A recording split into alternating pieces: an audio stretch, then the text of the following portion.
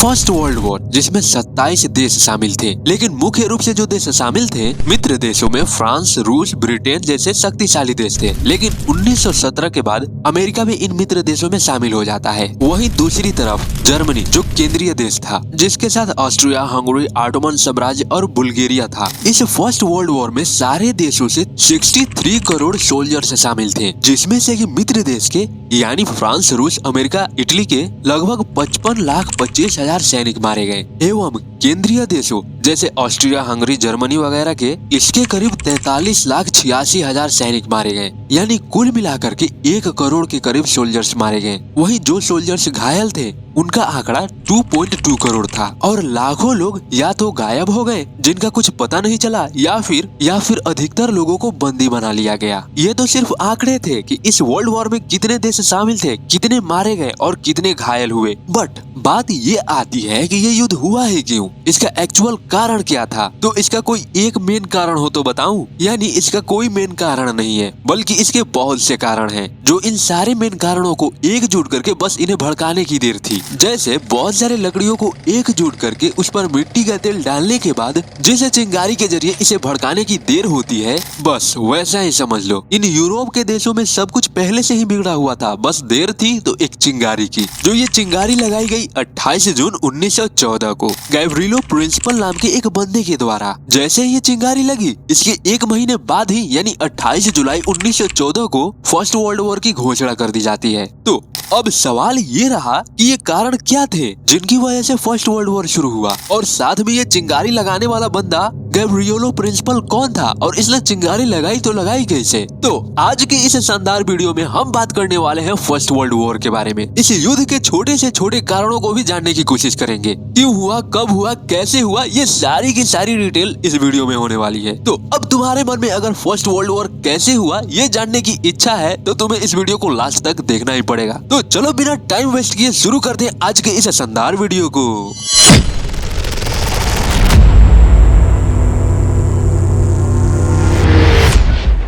जैसा कि मैंने तुमको बताया कि इस युद्ध को शुरू करने का कोई एक कारण नहीं था, बल्कि इसके कई सारे कारण थे, जिसमें से कि सबसे पहला कारण, या फिर मैं बोलूं कि इस पहले कारण की शुरुआत ही जर्मनी ने की थी। बट कैसे? साल 1890 में जर्मनी का एक सम्राट विल्हेम द्वितीय के द्वारा ये पहला कारण दिया गया। यानी कि इस बंदे ने 1890 में एक अंतर्राष्ट्रीय नीति शुरू की, और इस नीति के जरिए जो ये बंदा चाहता था वो ये था कि जर्मनी पूरे विश्व में सबसे शक्तिशाली देश हो, और ये इस अंतर्राष्ट्रीय नीति के द्वारा इस चीज को करने की भी कोशिश की। बट ऐसा होते हुए बाकी के देश तो नहीं देख सकते थे, जिसका कारण ये रहा कि यूरोप के बाकी के देशों ने जर्मनी को एक उभरते हुए खतरे के रूप में देखने लगी, जिसकी वजह से अब जो विश्व की अंतर्राष्ट्रीय स्थिति थी वो बिगड़ने लगी। जर्मनी के इसी विचार की वजह से पूरे यूरोपीय देशों ने आपसी सहयोग या फिर मदद के लिए रक्षा समझौता और संधियां कर ली। इन संधियों का सीधा अर्थ था कि अगर कोई यूरोप के किसी एक राष्ट्र पर शत्रु राष्ट्र की ओर से हमला होता है तो उस देश की मदद के लिए जिस पर हमला हुआ है उसकी सहायता के लिए जो उसके सहयोगी राष्ट्र हैं उनको आगे आना होगा। चलो अब ये भी जान लेते हैं कि इस संधि के द्वारा जो देश एक साथ हो गए थे वो कौन कौन थे। साल 1882 के इस संधि में जर्मनी की तरफ से ऑस्ट्रिया, हंगरी, इटली और उस्मानिया जैसे देश शामिल थे, जो ये जर्मनी के सहयोगी देश थे। और जर्मनी के इन सारे देशों को त्रिपक्षीय संधि, ट्रिपल अलायंस के नाम से जाना जाता है। वहीं बाकी के देश जो जर्मनी के खिलाफ थे वो देश ब्रिटेन, फ्रांस, इंग्लैंड और रूस था। और 1917 में इसमें अमेरिका भी शामिल हो जाता है, और इन देशों को त्रिपक्षीय सौहार्द यानी ट्रिपल इंटेंट कहा जाता है। इस तरह यूरोप में 2 प्रतिद्वंदी समूह बन जाते हैं, या फिर मैं कहूँ कि वर्ल्ड वॉर फर्स्ट का पहला ईंट रखा जा चुका था।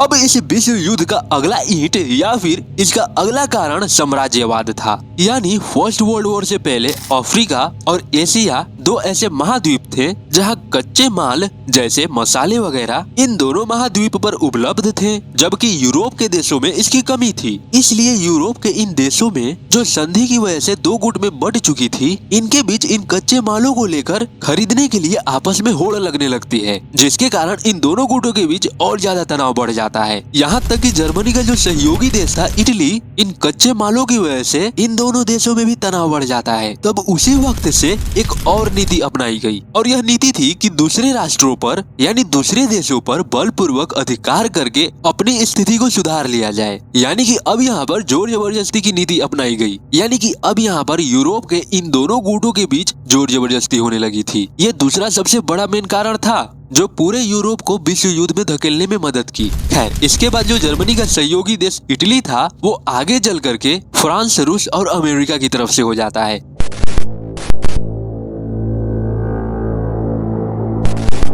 अब बात करते हैं अगले कारण का। अगला कारण था बोस्निया संकट। यहीं से तो वो प्रिंसिपल नाम के बंदी के द्वारा ये चिंगारी लगाई गई थी। दरअसल साल 1908 में ऑस्ट्रिया साम्राज्य द्वारा बोस्निया देश पर कब्जा कर लिया गया था, जिसे बोस्निया संकट कहा जाता है।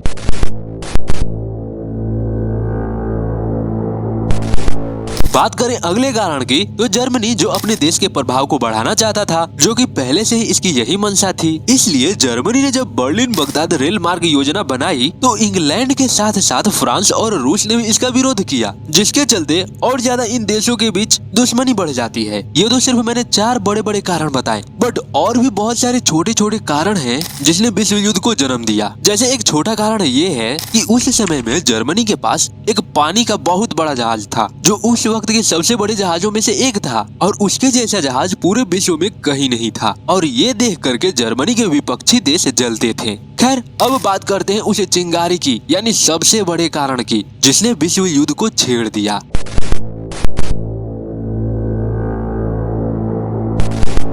बोस्निया और हर्जेगोविना में रहने वाले लोगों को साल 1908 में ऑस्ट्रिया साम्राज्य ने अपने कब्जे में कर लिया था। लेकिन ये बोस्निया के निवासी ऑस्ट्रिया से छुटकारा पाना चाहते थे। ये ऑस्ट्रिया का हिस्सा नहीं बना रहना चाहते थे, बल्कि वो सर्बिया में शामिल होना चाहते थे, जो आज बोस्निया का पड़ोसी देश है। ऑस्ट्रिया के खिलाफ बोस्निया के इसी आंदोलन ने यूरोप को विश्व युद्ध में धकेलना शुरू कर दिया था और चिंगारी लगाई गैव्रिलो प्रिंसिपल ने।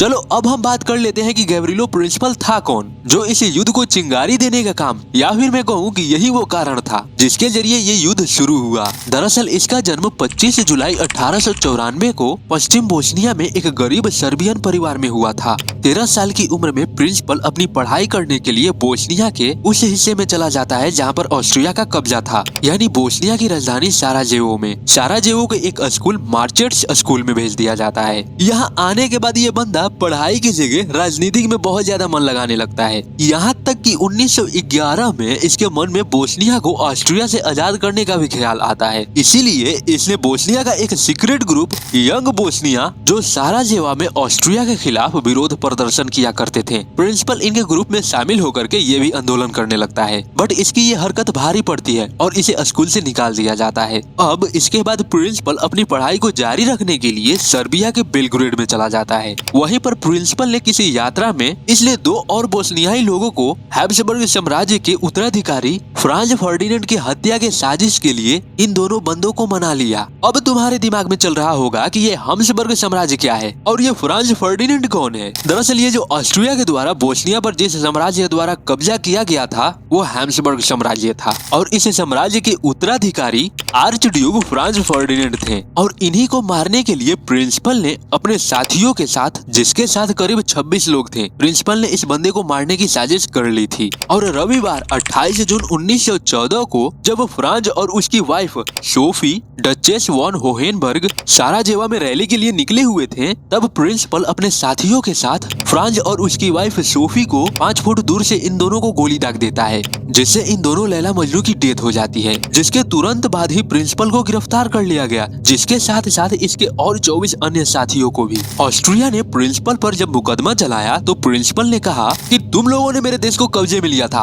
और मैं अपने देश को किसी भी कीमत पर आजाद चाहता हूँ और मुझे इससे कोई फर्क नहीं पड़ता कि मेरे राज्य की हालत अब क्या होगी, लेकिन इसे ऑस्ट्रिया से मुक्त होना चाहिए। प्रिंसिपल ने जब ये कांड करा था तब इसकी उम्र सिर्फ और सिर्फ 19 साल थी। इसीलिए इसकी कम उम्र होने की वजह से इसे मृत्यु दंड ना दे करके इसे 20 साल के लिए कैद कर लिया जाता है। और जहाँ पर इसे कैद किया गया था यानी टेरिजन किले के जेल में, उसे जेल की हालत बहुत ही ज्यादा बदतर थी, जिसकी वजह से जेल में रहते हुए प्रिंसिपल को तपेदिक नाम की कोई बीमारी हो गई थी, जिसकी वजह से उसका एक हाथ भी काटने करना पड़ा था, लेकिन फिर भी इसकी बीमारी फैलती ही गई, जिसकी वजह से 28 अप्रैल 1918 को जेल में ही रहते हुए इसकी मौत हो जाती है। खैर, अब ये चिंगारी तो लग चुकी थी, इसलिए ऑस्ट्रिया ने सर्बिया से इसका जवाब मांगा कि उसने ऐसा क्यों किया। अब तुम्हारे दिमाग में ये आया होगा कि ऑस्ट्रिया सर्बिया से क्यों जवाब मांग रहा था, जबकि प्रिंसिपल तो बोस्निया से था और ये जवाब मांग रहा था सर्बिया से। तो दरअसल जब प्रिंसिपल बोस्निया से सर्बिया गया था, जहाँ पर इसने अपने कुछ साथी बनाए जो बोस्निया से ही थे, लेकिन सर्बिया का एक ग्रुप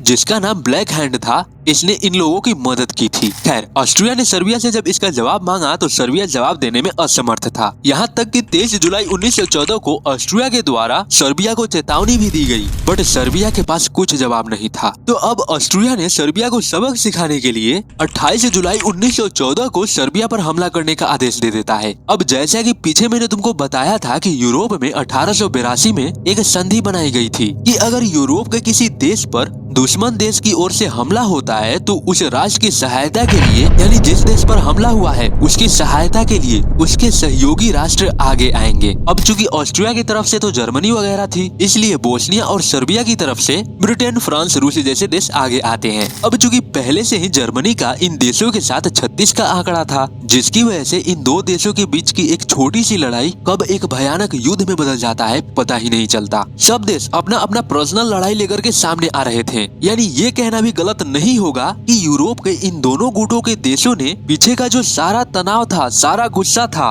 उन सब का कसर इसी युद्ध में निकाल लेते हैं। लेकिन लास्ट में हुआ क्या, जर्मनी और ऑस्ट्रिया के देश परास्त हो गए और 1 नवंबर 1918 को भयानक विनाश के साथ ये युद्ध खत्म हो जाता है। अब इसके आगे क्या होता है, हिटलर के आने के बाद हिटलर भी इस फर्स्ट वर्ल्ड वॉर में शामिल था, जब ये 1913 में ऑस्ट्रिया से जर्मनी गया था, जिसके तुरंत बाद ही यानी 1914 में फर्स्ट वर्ल्ड वॉर स्टार्ट हो गया था। इसका फर्स्ट वर्ल्ड वॉर में योगदान क्या था, कैसे ये फर्स्ट वर्ल्ड वॉर में शामिल हुआ, हिटलर का पूरा डिटेल राइट वाली वीडियो में होने वाली है। तो राइट वीडियो खोलो और एंजॉय करो। मैं मिलता हूँ किसी और नेक्स्ट वीडियो में, तब तक के लिए बाय बाय।